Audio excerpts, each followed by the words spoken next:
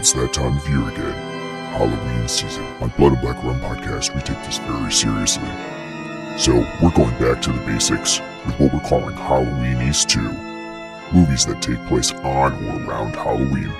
Your favorites like Hocus Pocus, Ernest Scared Stupid, Terrifier, and more. Tune in all September and October as we smash jack-o'-lanterns and Oktoberfest in equal fashion.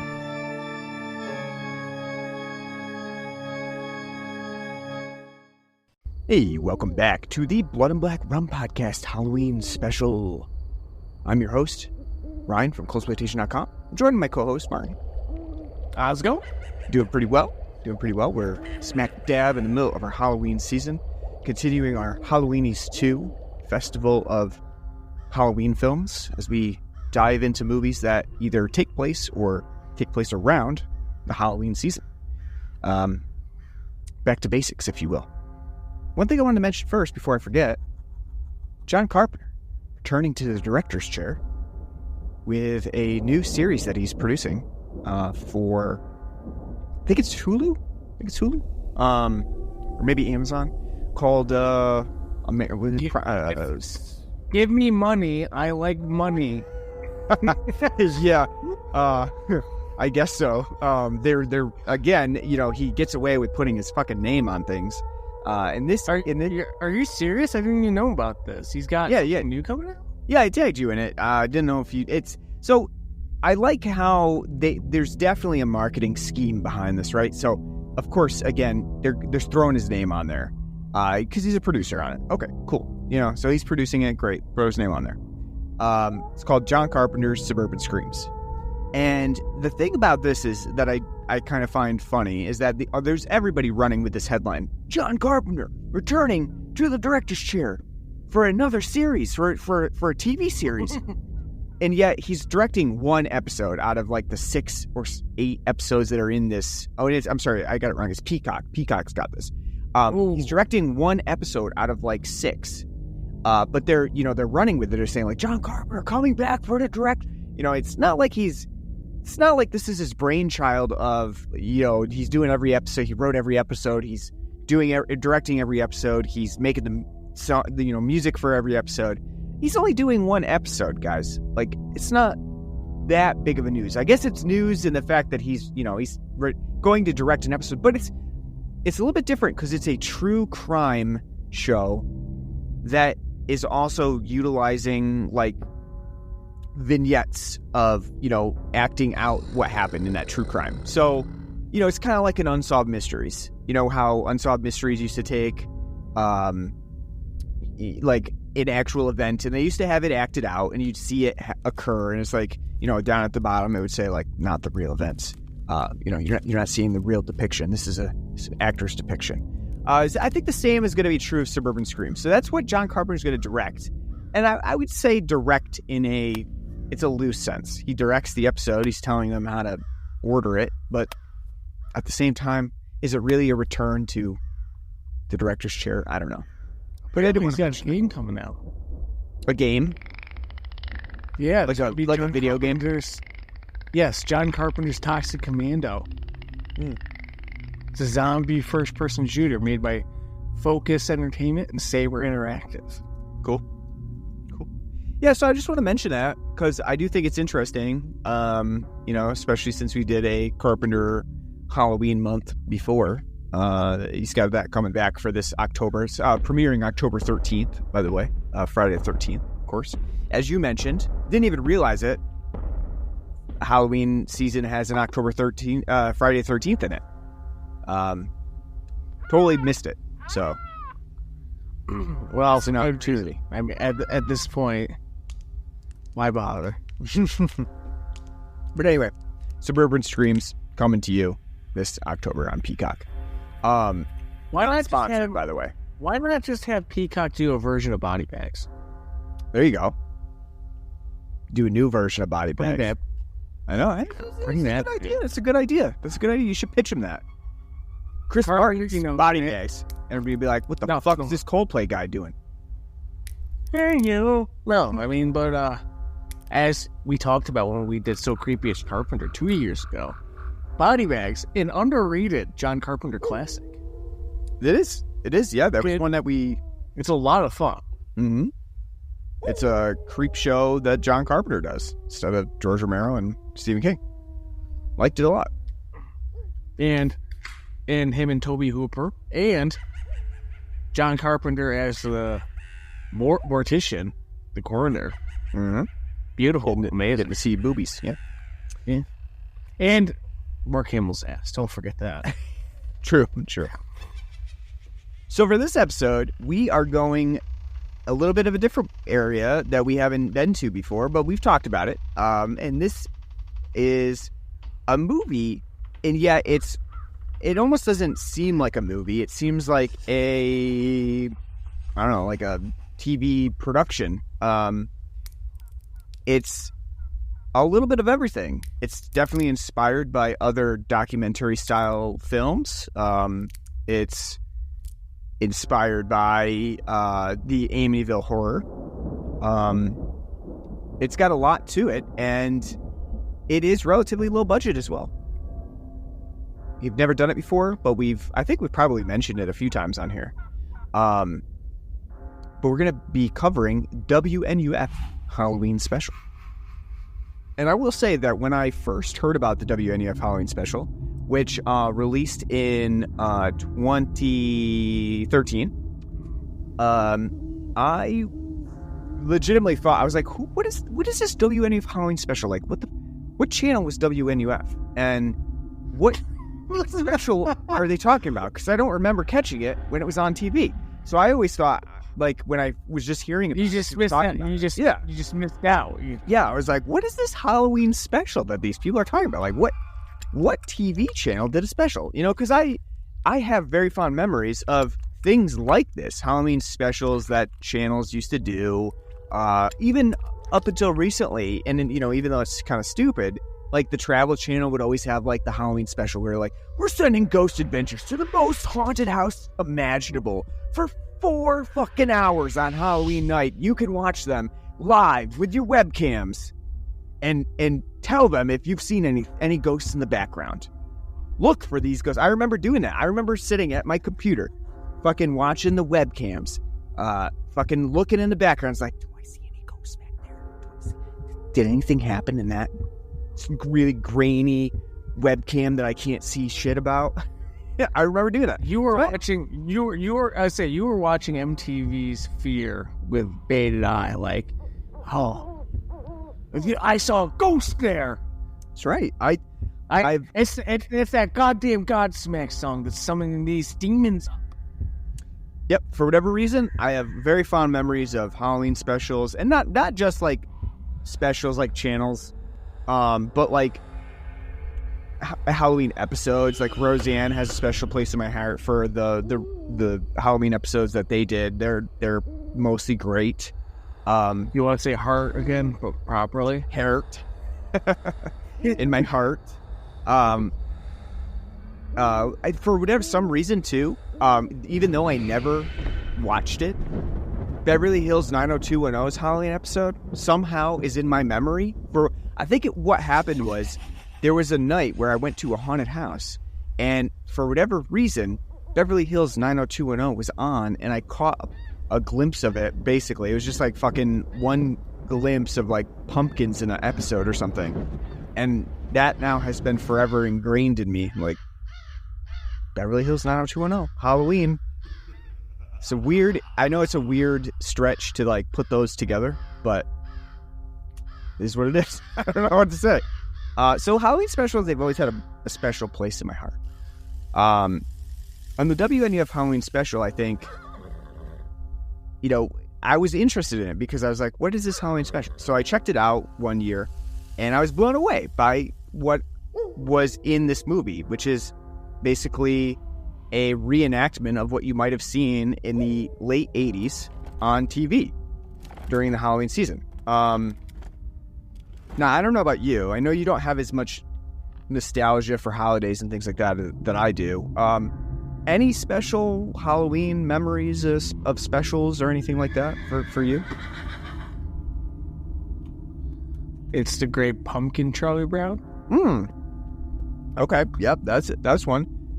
One for me as well. our pumpkin bins at work come in with it, saying it's the great pumpkin. Yep. That's always been a thing. It's a Great Pumpkin. Charlie Brown was another one that I would watch quite a bit, and my dad actually one year put a rock in my candy basket, my pail, and when I got home, he's like, what's in here? And I had to say, oh, look, I got a rock. Because he always thought that was pretty hilarious. For being a little shit. Mm-hmm. Yep, so, he always brings that up.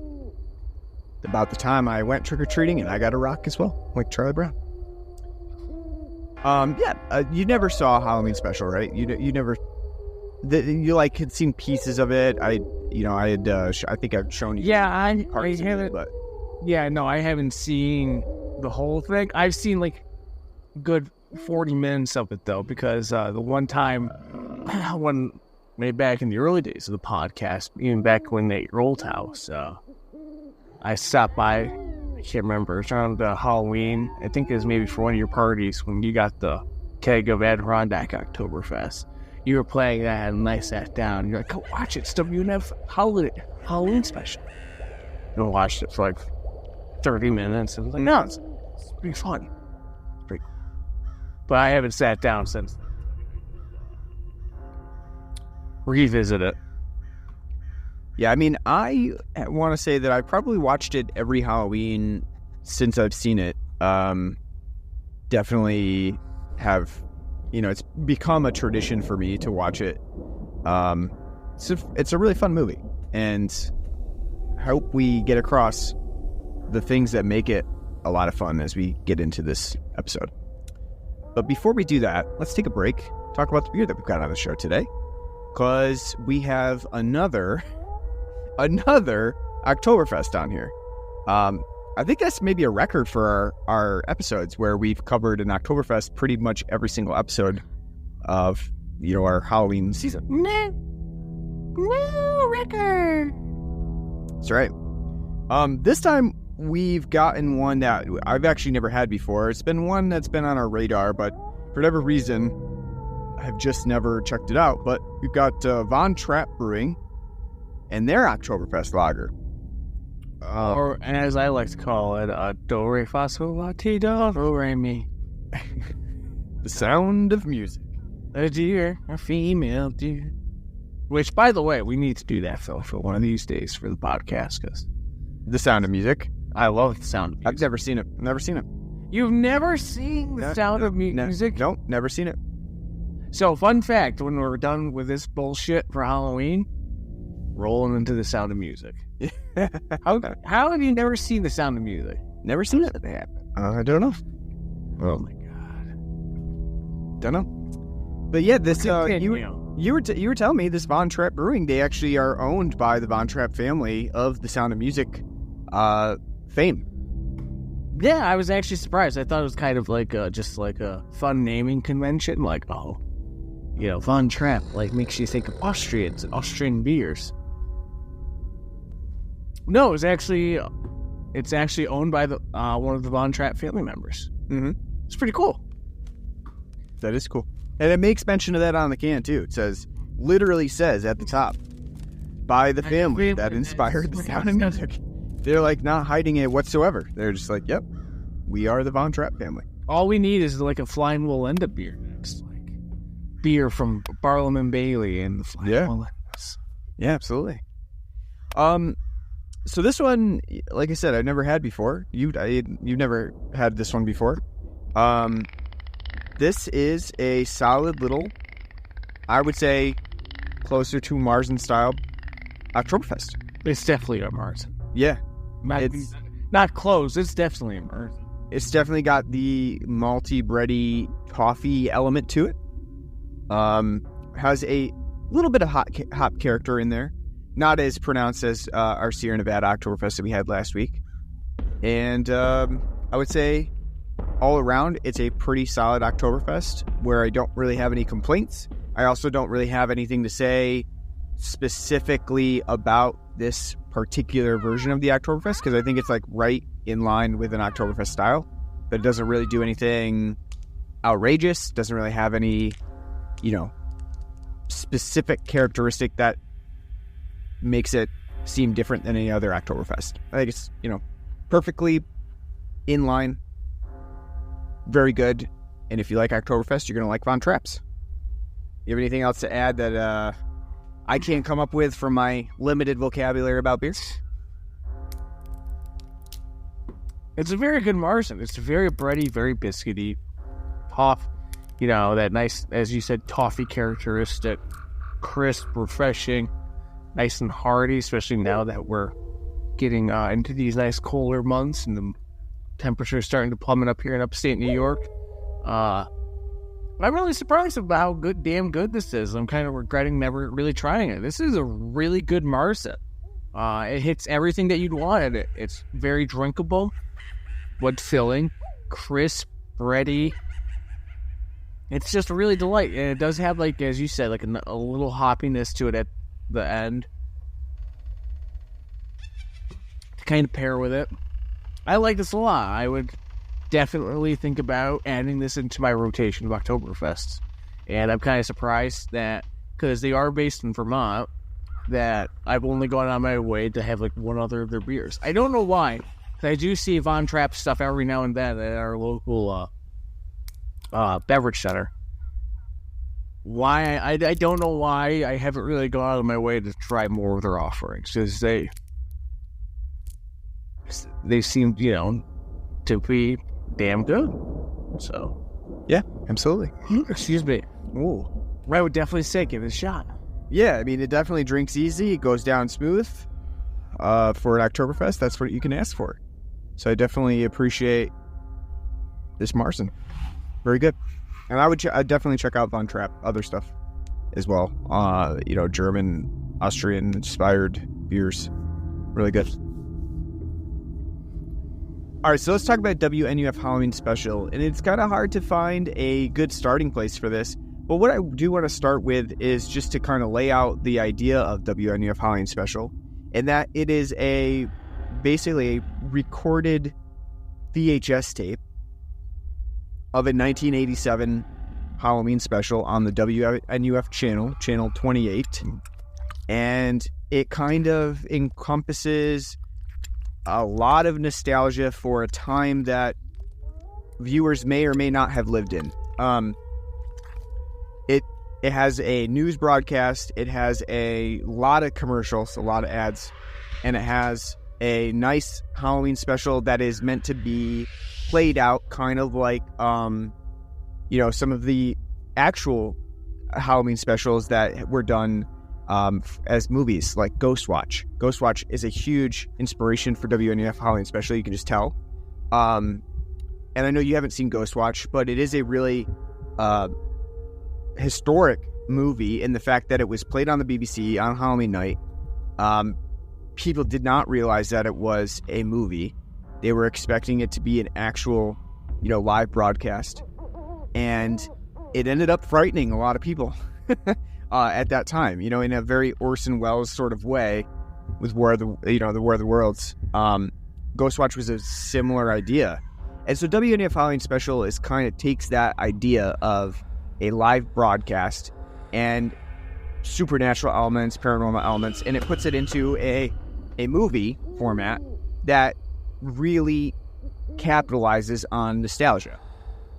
And I say nostalgia for 1987, but you really don't need to have lived through 1987. This is kind of it kind of spans the gap, even though this takes place in 1987, it spans the gap really between like the late 80s through the late 90s, right? Like probably, even growing up in the late 90s watching TV, you're going to notice a lot of the same types of cadence and things, advertisement templates and things like that you would have seen at that time. So you don't really need to have lived directly in the 80s when this film is supposed to have taken place. It kind of encapsulates that decade or so of TV. So it's kind of segmented in a way that you first get a news broadcast that's kind of overlapping into the actual Halloween special. And the news broadcast is great because it really does capture the essence of news broadcasts around that time, because they were, especially local ones, they were definitely less, even considering like our local news, it's a lot higher budget now than if you remember back in the 80s, 90s. They were not throwing huge budgets at local TV news broadcasts. And that's kind of what the WNUF Halloween Special presents, like a very low budget news broadcast at a very specific time. Do you remember news broadcasts like this? Yes. Yeah, even like the main stations around here, not like like a public access, like NBC, ABC, and Fox. They're news production, and up until like the late 90s, if it was anything to tote, it was like kind of ramshackle, like just like, all right, here you go, here's your local news team giving you the news. Right, and now it's a little bit different because now a lot of even local news has been bought up by Charter and other shit like that. Yes, yeah, like actual big companies. So they actually have a specific template, and they have a budget. But at the time, that really wasn't the case. And so you did have local news broadcasts just operating themselves, as an individual entity. And I think that's kind of what the WNUF Halloween Special gets at, is like you definitely have this very low budget production that was going on, and they just captured that so well with the news broadcast, because you have again, there wasn't as much like schooling in broadcast, there wasn't the precision that we have now, and you see that in the WNUF Halloween Special because it's very off the cuff at times. The acting or the actual presentation from the anchors is not as professional, and I really love that. I think it really hits the right notes for the news broadcast. And it is interesting that the movie decides to present the news broadcast to you. I mean, it has some information in it that will be relevant later on in the movie. But it is interesting because, obviously, as the person that's viewing the VHS tape, you would think that they would want to skip past all the news pieces, the puff pieces that are going on. But they don't, and then you kind of get to see that element that the film has going for it, of this, this encapsulation of a time period. So I really like the news broadcast. I think that's pretty cool. And then it moves into, you do get a flurry of advertisements throughout this movie. There's so many ads in it that they shot specifically for this movie. And even more that didn't make it into the movie. There, especially on the Blu-ray that I have from Terror Vision, they include, I think, about 7 minutes of additional ads that they shot that they didn't use. And then another 7 minutes of yeah. And then I guess like that was kind of lost on the cutting room floor. They had more that they didn't even know they had until they later found them. So about 15 minutes of ads that they didn't even use. But what you do get in the movie is probably, I don't know how many, like I want to say like probably like 40 to 50 ads, would you say? Yeah. Something like that. That's kind of peppering throughout. You would think this is like a football broadcast with how many ad breaks they're doing in this, this WNUF Halloween Special. Because they do take a lot of ad breaks, but the ads are really, I feel, what make this movie what it is. Even though a lot of them don't actually have much to do with Halloween specifically, they really make the movie, give it that nostalgic feel. I don't know if you feel the same, but for me, I think the ads are part of my favorite part of this movie. No, it's definitely great. It's very Tim and Eric-ian vibe too, and it's great. Definitely played more straight. Yeah, but But it is kind of very Tim and Eric Awesome Show. Great job, and its aesthetics. Yeah, Tim and Eric, they tended to have more of that, hey, this is a weird public access television ad, whereas I feel like the WNUF Halloween Special does play it straight with the way that the ads are presented, in that they are not as weird. They're pretty much what you would expect to see during something like this. But at the same time, they do get in there like nice puns, witticisms that you kind of have to be looking for to notice. There's a lot that I really like, but there were a few that I actually took note of. One of my favorites for sure is the Demolition Derby ads, because they have great one-liners in that just listening, it really captures, especially for us too, because we have a local speedway that would also do advertisements like this. It's very, very spot on in how they did it. But my favorite is, first of all, they start out with Tuesday, like, which is not, you're not your typical Demolition Derby. Yeah, I said you're used to like monster truck, like Sunday. yeah. Thunder Nationals coming to your local arena down to the Knickerbocker. Kids just $5.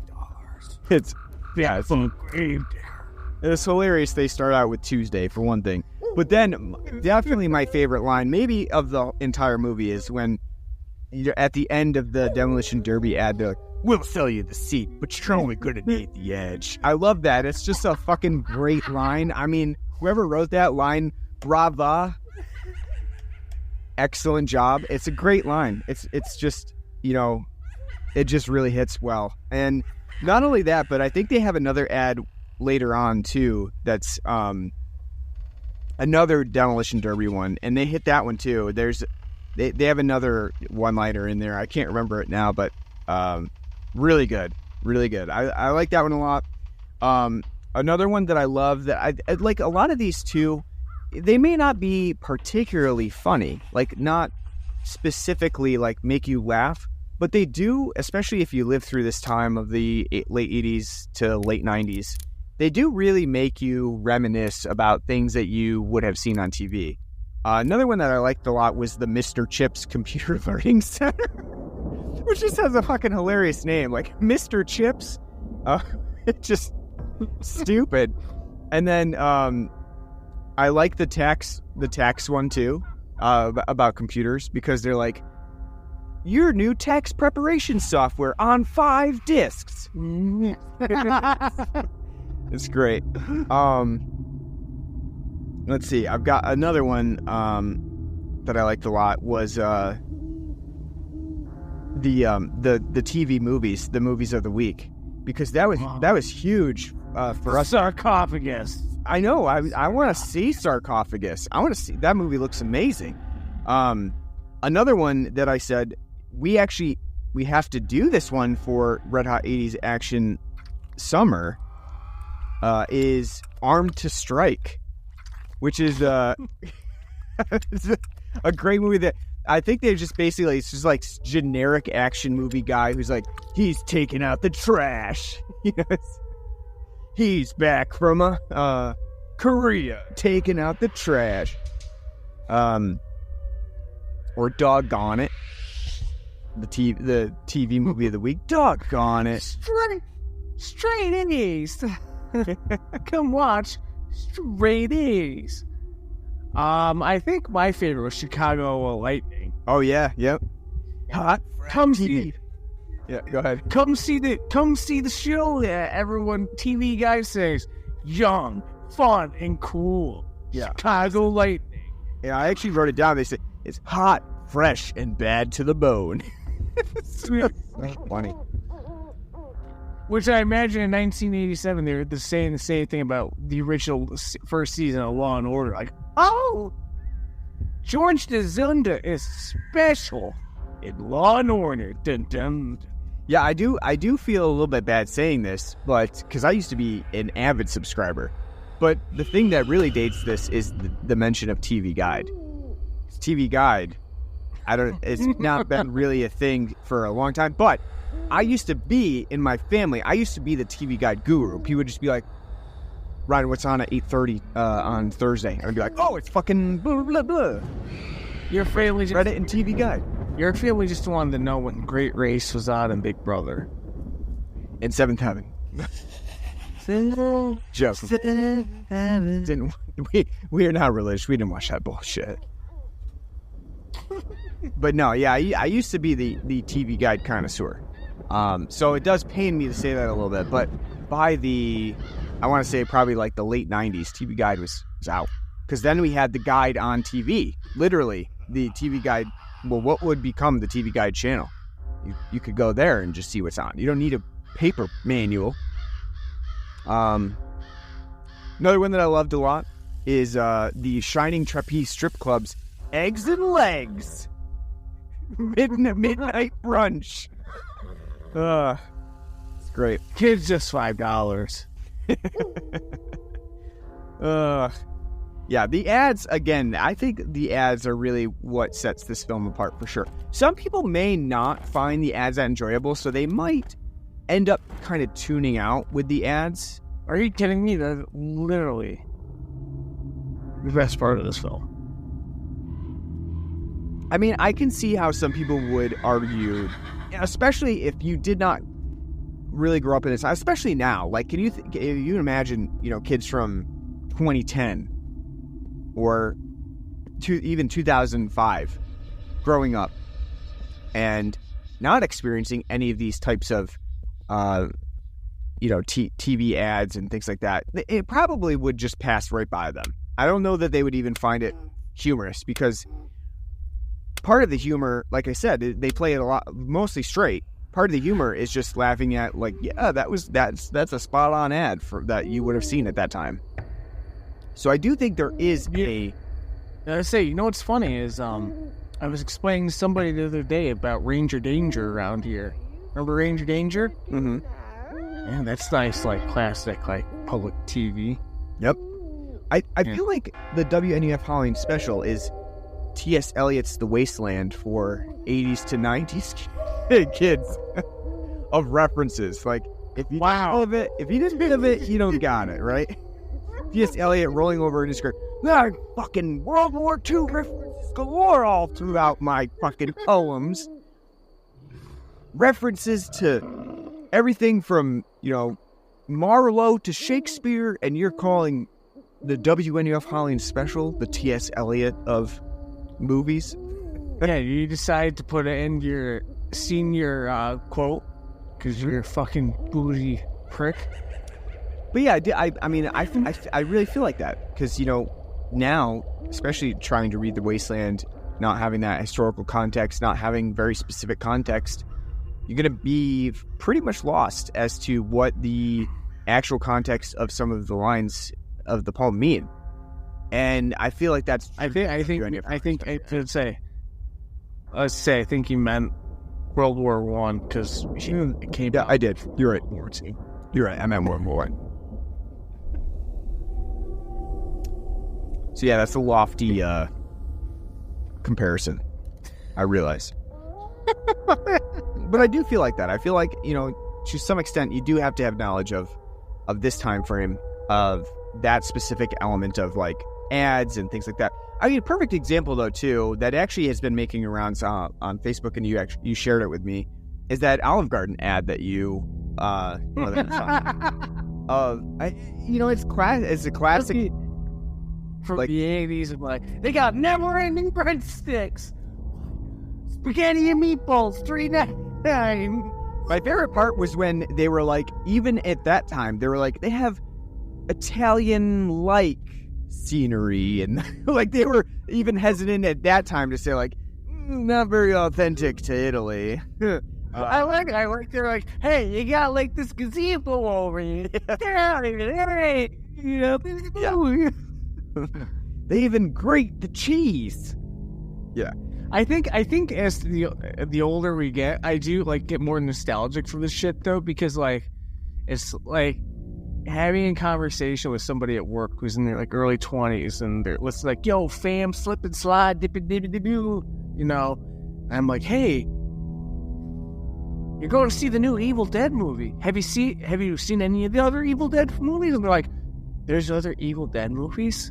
And I have to like be like, oh, God. Yeah, I mean, I'm old. I bet everybody feels like that to a certain extent. I didn't think it'd be till 33. like talking to some 20-year-old and being like, "Oh, you've seen this, Jack? That's a thing." It's like, oh god. Yeah. I mean, like I said, you do have to have some knowledge of it. I think that you can glean some of it from just like knowing about things. But I kind of am. I thought you were going to go in a different way when you're saying that you were nostalgic for this time frame. I kind of do miss it as well in the fact that like everything is so polished now. Every ad, every news broadcast, is measured. Everything. Yep. Toe the line, very corporate. Like, how can we hit all our demographics? And here it's like, why our goddamn wrong? We got wrongs everywhere. Yeah, wrongs everywhere. You know. There was. I feel like there was more room of various things happening back then. You know, commercials didn't hit the metrics. They didn't have 50 corporate guys sitting in on the production of it saying, well, you didn't get this demographic in. Sounds like you just stay woke.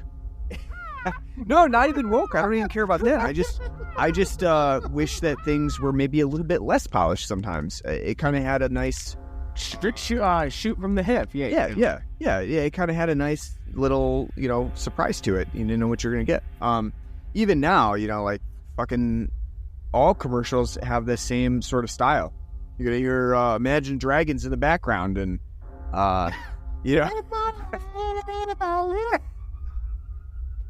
it's all been researched to death, really. And I feel like you didn't have that at the time, especially like what you see in WNUF Halloween Special.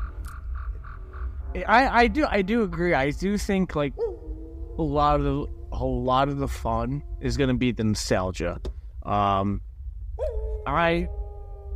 I can't say with all honesty. You'd have to ask people who are younger to see this movie if it resonates or like they think it's funny at all. Because I do think if you don't have that connection to like that type of TV and that type of like broadcast,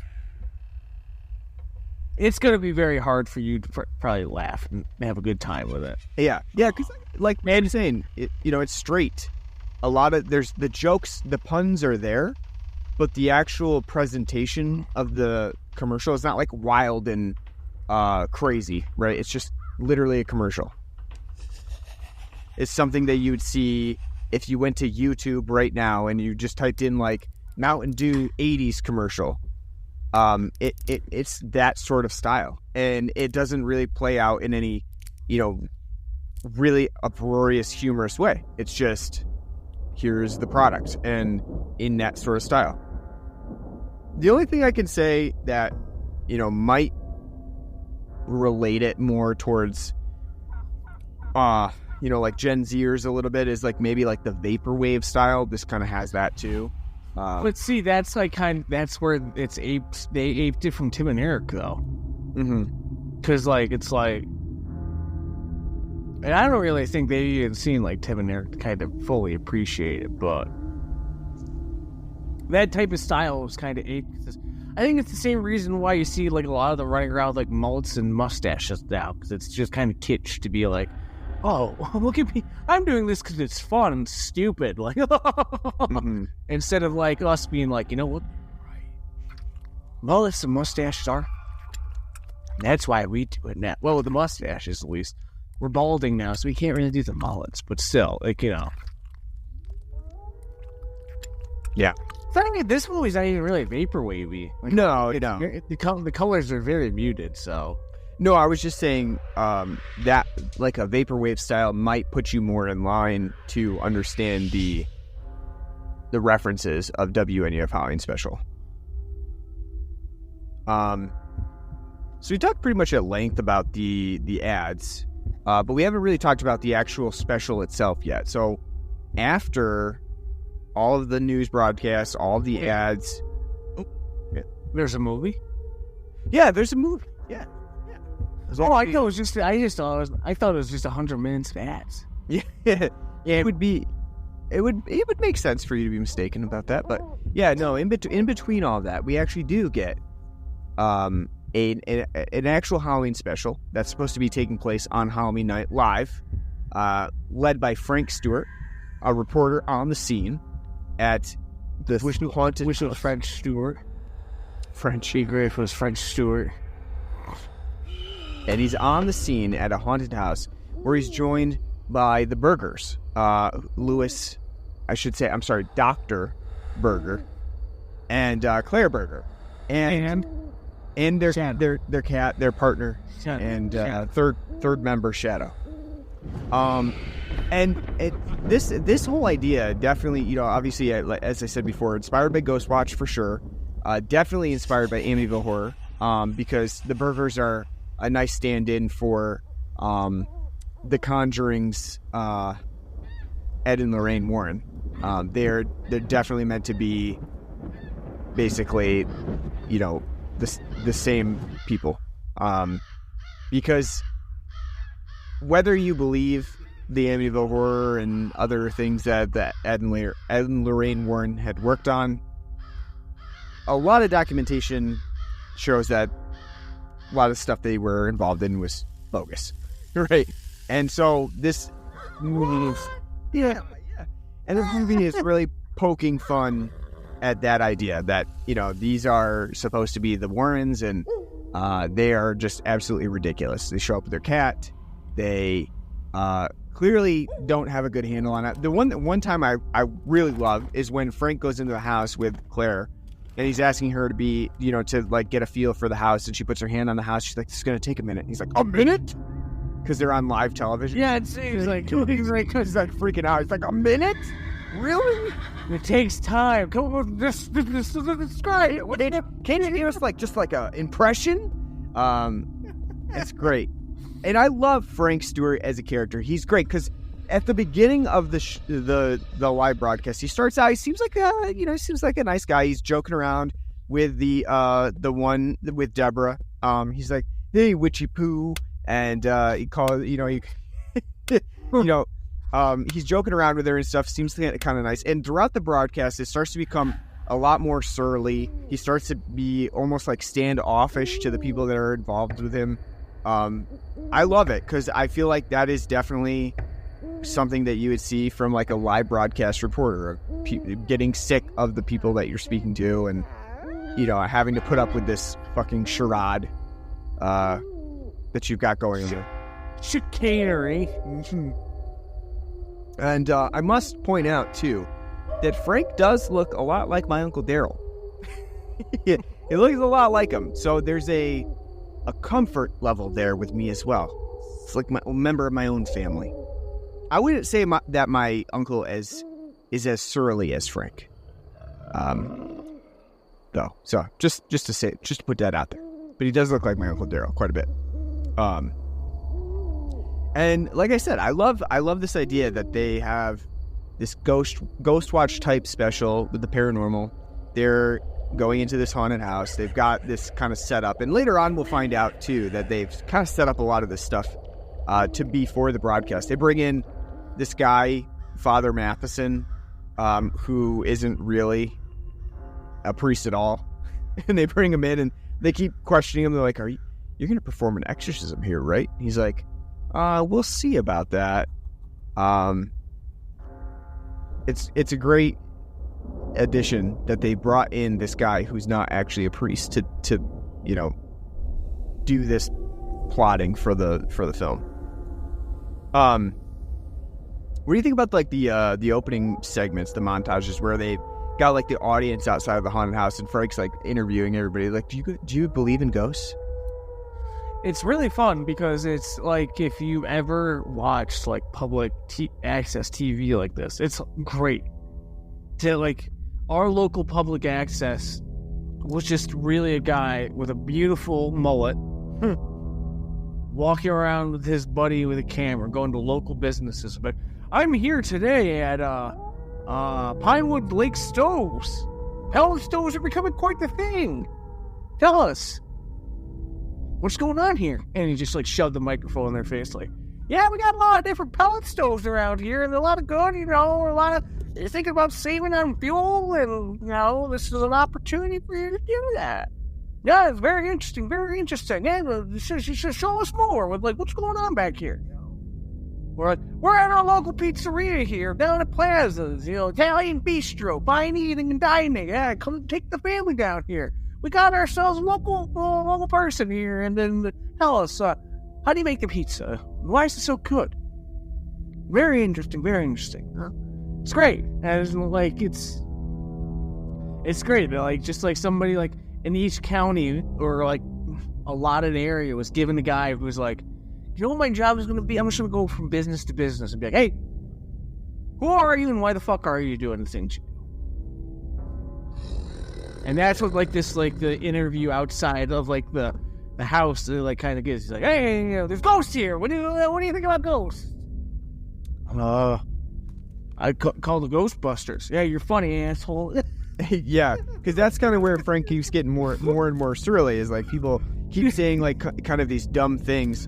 The one lady goes he's like, do you believe in ghosts? And she's like, yeah, I do believe in ghosts. And he's like, oh, you do? Can you give us an example of where you've seen a ghost? And she's like, yeah, he was wearing my grandmother. Yeah, he's like, he was wearing a top hat. He's like, oh, got shot, had a beard, Abraham Lincoln. And then she doesn't really laugh, and he's like, oh, you do really believe? Okay, all right, you do believe? How about you? How about you? And it's I believe in good ghosts. Okay, what? Yeah, my grandmother, she's nice, and hopefully she's floating around somewhere. That's it? Yeah. Yeah, he just has that sarcasm of that's great to bring to this, because it does really make sense that he would have that sort of feeling about these people, because they obviously have some really dumb comments to put in. I love that. And the other thing too I really liked is when he's interviewing, they're talking about the history of the house, and he asked the guy, he's like, do you know the history of this house? And the guy's like, yeah, I do.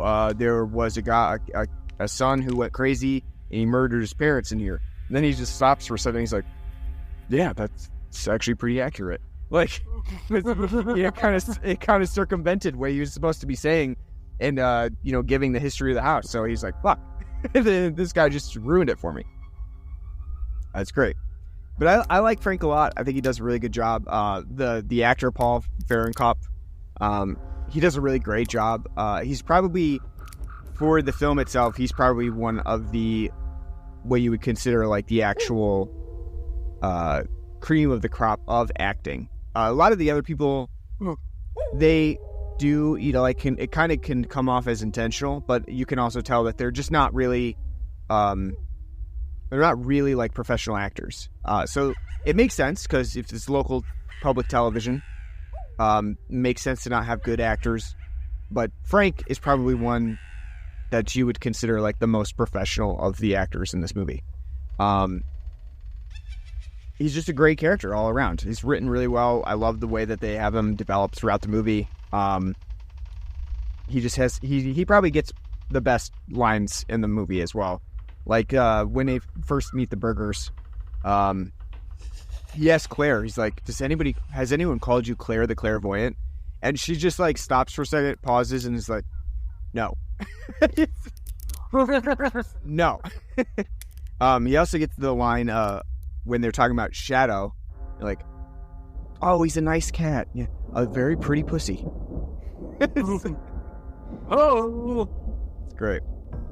I like God too when you're oh, your cat. Well, it's not just a pet; it's part of the team. And he's like, she's no, the Shadow's not a pet. He's very crucial. But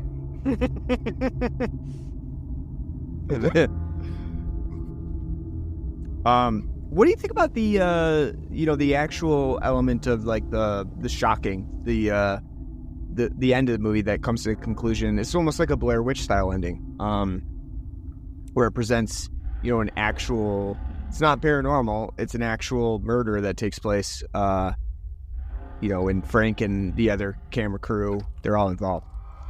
Which it's a nice little twist. I think, though, it's kind of... I think I would have preferred to see the film kind of keep playing it for goofiness. I think the fact at the end that they kind of do that little twist. It's not really a twist because it's like, oh, this is a regular horror fair. Like, the people who are against, Halloween because it's satanic, and they bring that up all the time, like the satanic panic, that type of stuff of the 80s. It turned it into, them actually being murdered at the end. It's a nice twist, but I think it's a little too predictable. I think if they just played it, for shits and giggles the entire time, it'd probably work best. Mm-hmm. Yeah, they definitely, it gets a lot more serious towards the end of the movie as they reveal this. I like it because it does, again, it does kind of like do the whole Ghostwatch type thing where it devolves into chaos. At the same time, I can see some other criticisms of it where it feels like it maybe doesn't fit as well. So I don't know. I like it though. I think it makes sense for the end. It's insane. It's definitely not like bad, but like I just think like for a horror film, it's predictable. Mm-hmm. I just would like to see kind of more revel in it and playing it for like goofiness, like hold up here, what's going on? Like that would have been fun. Mm-hmm. To have it at the end, like, oh, you're captured by people who are trying to kill Satanists, which they do foreshadow constantly throughout the film, because you do see like ads for like the Satanic Panic. There are interviews for like these people who are about the Satanic Panic. You have constant how this film is dated too, in a sense. Ads about AIDS. The only safe sex is sex with condoms, and don't have sex because it's AIDS virus. You're gonna die of AIDS if you have sex. Oh, there's tons of drug ads too. Yeah, like the whole there's a lot of ways to solve problems. Drugs aren't the answer. No, like I said, it's fine. But I do think it would be funner if they just kind of kept playing up the goofiness. Yep.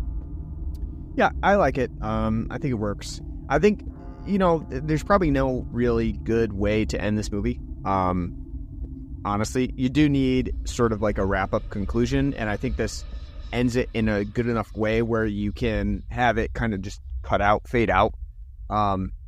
So it's kind of like the whole idea, the issue behind an SNL sketch, right? Like the sketch can be good in the middle and beginning, but there's always a very difficult way to end it.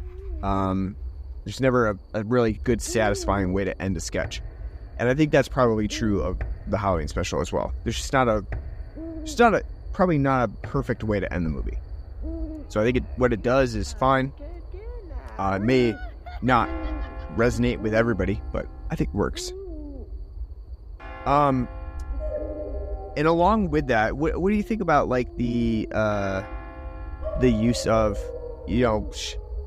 basically being in the haunted house, seeing all like these interviews with the burgers and the priest specifically, and how does that? Do you think like that's a strong suit of the movie, or do you think like it's overshadowed by the ads that actually like get segmented in between? I definitely think the ads are the hook for me in this film. I think what goes on in the house, the Weber house itself, is fine, well done, but I think the little interludes are what make it tie together, and it's really fun and engaging. And I think this film, on first watch, is definitely enjoyable in its hour and 20 plus minute like runtime as a package. But I can see on rewatches how this could be a taxing film, just because it takes 35 minutes in this hour and 20 minute film for them to actually start really get rolling with what's going on in the Weber house. Yeah. Because a lot of it's the news broadcast and then commercial, and another news broadcast and commercial, and hey, be careful, like this is what the WNUF special is gonna be with Frank Stewart, and the build up into that, and here's some more commercials. So I mean, I think the staying power of this film is from its first watch, and your enjoyment, and then depending on that enjoyment, it's gonna definitely impact rewatches, because I think you could totally find the novelty to wear off if it's not something that resonates with you. Yeah, I think that that's true. You know, if you've seen the ads, the staying power of watching it again, depending on how you feel about them, it may not be as effective. For me, I love the ads, so watching it again is totally fine because I enjoy the ads every single time I watch it. But for other people, if you don't really love those ads, then you're probably not going to get much mileage out of watching the movie again. And, you know, I think the repetitiveness of it, too, probably can put some people off. For me, it's kind of almost relaxing. It's almost like putting on just TV in the background. You know, you can just put it on and not even really be paying attention. Just kind of have it up and not watch it. And still, it's nice and relaxing. How do you feel about the Halloween element to it? Does this movie have a good Halloween atmosphere? Or? Yeah, absolutely. It's got the ads. The ads are very much, you know, there's a lot of Halloween ads. You know, the overall theme of what's going on. It's, you know, it's a Halloween special. I think the Halloween, this is great. It's definitely gonna hit all those little bits as you watch it. I like it a lot. Yeah, I do too. I think it's good. You know, some of the ads aren't, but I do like how this film, especially, shows that a little bit of the Christmas creep. You know, you kind of like Christmas, Halloween, or Christmas holiday creep in here into Halloween, but not as much as we would later see, like now.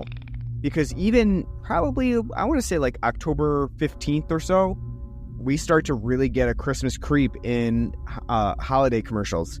You'll start to see like already like all of like the coffee creamers, they're getting their holiday Christmas commercials out. You might see, you know, like the Hershey's Kiss classic commercial. So we don't even see that as much in this one, but you do get a little bit. But now Christmas creep is a real thing. It's already there when you're haven't even hit Halloween yet. You're seeing Christmas commercials. But I think the Halloween element to it is really good, especially because like the whole news montage, it's all Halloween. You know, various Halloween commercials. All of the Halloween special itself is very, you know, atmospheric. So I think it works. Other than that, did we cover everything you wanted to talk about? I think we hit all of my notes that I had in various elements. So on a scale of 0 to 10 WNUF Halloween Special or WNUF channel interludes, because there's like, I think they probably do that WNUF Halloween Special break-in like 15 times in the movie. What would you give the WNUF Halloween Special? I would give it 8 pounds of candy to the dentist who doesn't want you to rot your teeth. No. But it's 10. This movie's a lot of fun. If you grew up during this time period of television and commercials and public access, it's a lot of fun. The main hook for me, and if you like that kind of sardonic, goofy, like Tim and Eric style humor, film's definitely going to resonate with you. It's really good. It's a lot of fun. They play it straight. The ads are hilarious. The premise is really good. It's a very slow burn to get to the very end. Whether it pays off for you, it's going to depend. Whether what's going on in the film works for you is going to totally depend on how old you are and how it resonates with you. I do think the film's a lot of fun. I can totally see, though, after watching this for the first, and totally as a film, as much as I enjoyed it, I wouldn't want to sit down and probably watch it a lot, because the mileage is definitely variable on it. The height is going to be on your first watch, and then from there, it'll be fun to revisit some of the stuff, but it's not going to resonate the same, because if you were to watch this on repeated watchings, 85 minutes is pretty taxing, because it takes forever for what's supposed to happen in this film to actually happen. But it's a lot of fun. The ads are great. Frank Stewart is great. The whole WNUF is set up, and all the kitsch around it. It's great. And it's a lot of fun. And this is a film that I can see why it's kind of become a cult classic over the years. It's a very good film. Say 8 out of 10. Yeah, I'd probably give this an 8.5 out of 10. I think that it works really well as a film, as a nostalgic, reminiscence of time past. Especially for me, the mileage is going to vary depending on when you grew up, what you've experienced in your childhood. But for me specifically, this really kind of harkens back to a time when I really, really loved Halloween. I still love Halloween, but a time period in childhood where you really can't get back to, where you just had all of these experiences during the Halloween season. And I think that this kind of just brings that out. And again, some people won't have that. They won't have those memories or experiences. They didn't grow up in a time where ads and broadcasts like this were a thing. So I can understand where people might not find it that enjoyable. For me, it's very enjoyable. I can watch the ads over and over again. I can, just, like I said, pop it on and have it on in the background. And I don't even need to pay attention to it because I know what's going on. I think part of the love of it is just going with the flow and enjoying the ads and enjoying the break-ins and all, knowing the ads by heart. So I think, for me, it works really well as a movie. Even if, and especially to appreciating all of the influences that went into it, the annual horror, like you said, the Ghostwatch, a lot of the broadcasts from years past that were actually truly, live specials. All of those, that knowledge kind of goes into the appreciation of the film itself. So for me, 8.5 out of 10, though I can understand why people might not enjoy it or might not see the appeal, because it is a very specific time period that you had to live through. And if you didn't, you don't really have those memories to kind of reminisce about when you're watching the movie. So, but overall, a very fun movie. All right, so that's the WNUF Halloween Special. Next week, I think we still have another week before Saw comes out. Is that right? Saw 10? I don't know when this come out. I think Saw 10 comes out on September 20, maybe 29th. Yeah. Yeah.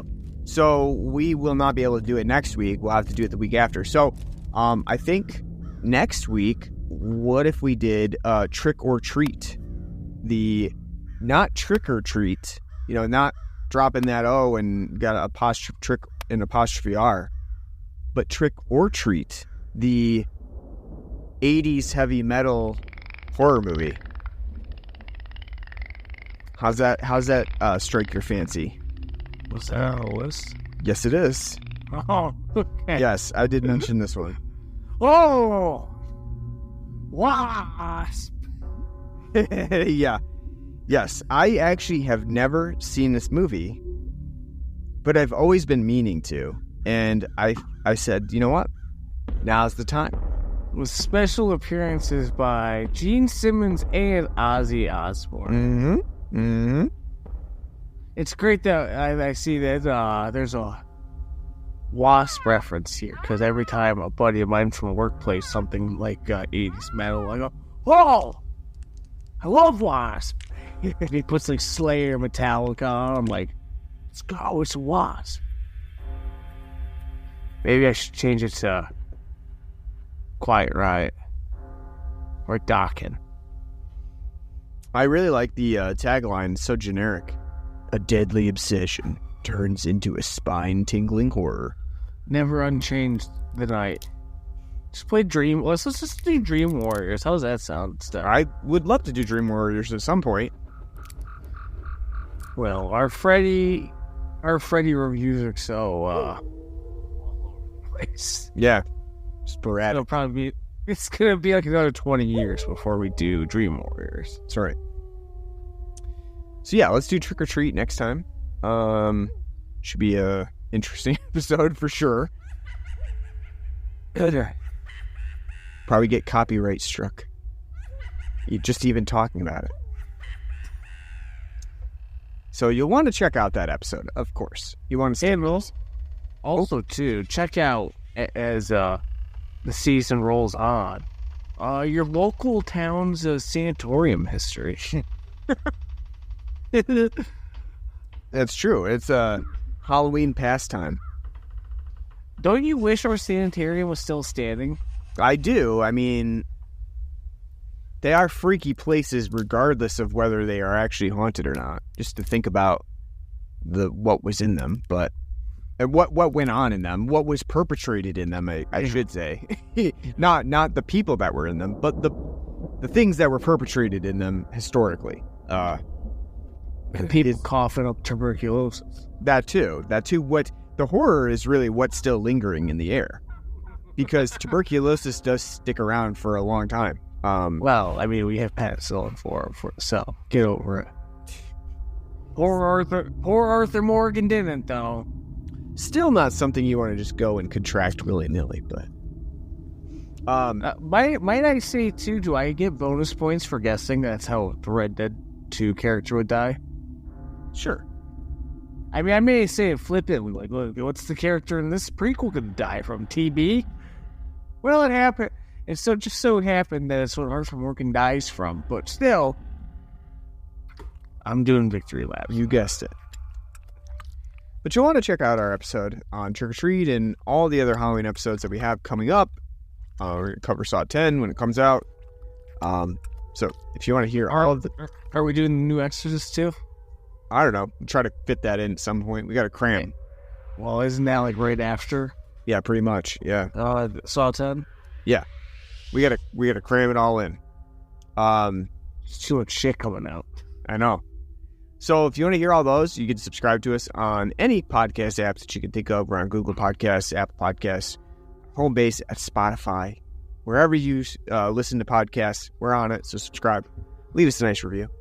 We are on Facebook and Twitter. You can just search for us on there, Blood and Black Rum Podcast. We have an email address at bloodandblackrumpodcast@gmail.com. Write to us. Let us know what you like, what you don't like, what movies you want to hear us cover, and we'll take that into consideration. You can also donate to us on our Patreon page or at our Spotify page. Whatever you can donate is appreciated, and we will put it back towards beer. So we appreciate that in advance. We'll be back next week with an episode on Trick or Treat, the 1980s heavy metal horror movie, not the Michael Dougherty Trick or Treat Pirates version. So tune in for that one, and we appreciate you listening to our episode on WNUF Halloween Special. Go seek that out. I think it's still on Blu-ray through TerraVision, even though the Blu-ray, you're not going to get much video quality out of it because it's still been passed through VCR 3 times. So not great quality. It's pretty cool. Let's say but that's pretty cool too, which we didn't mention, like how they degraded the film intentionally, and it's like, oh, how did they do that? They even have a special feature called "How do we make it look like shit?" Yeah, and then they went for just putting it through the VCR 3 times. Yeah, to get that nice 80s aesthetic to it. It's great. It is cool. Yeah. All right, so that's our episode. Thanks a lot for listening. Hope to see you back, and until then, take care.